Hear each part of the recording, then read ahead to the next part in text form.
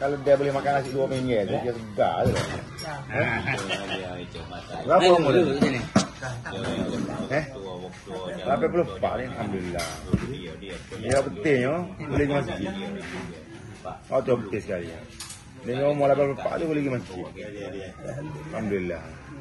Ya umur 84 boleh pergi masjid kan. Ya, tu betul sekali. Agak dia.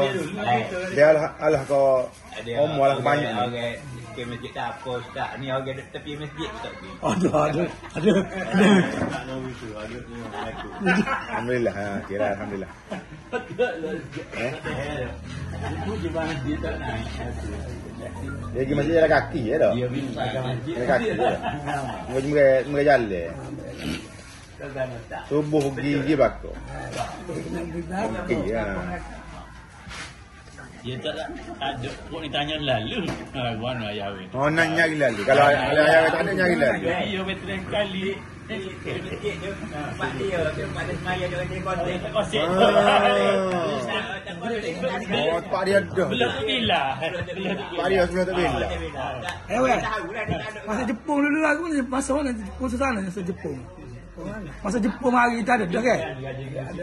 Ada dah. Sama mana masa tu? 5 tahun. 5 tahun. Oh, 5 tahun. Oh, masih ingat lah. 5 tahun kan tahu kita dah.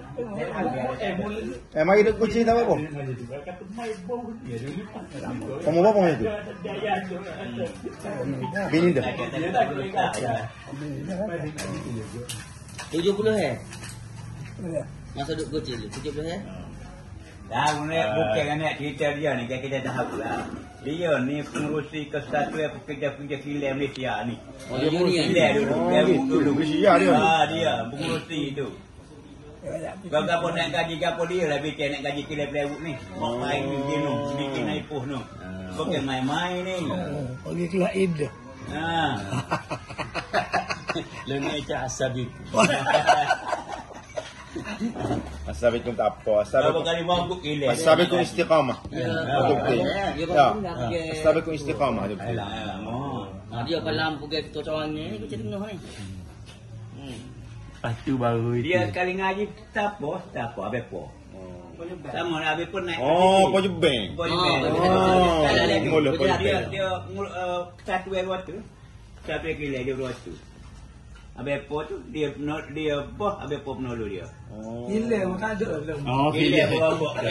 Kilang dah 71 mai. Yang saya baru. 3,000 Kita nak bagi berjalan. Mula habis punya pon. Podak ke? Podak dia apa? Oh, batu bolo. Bagi tu berjalan. Bawa jalan. Jangan mari. Kalau panggil awak nyom ni lah.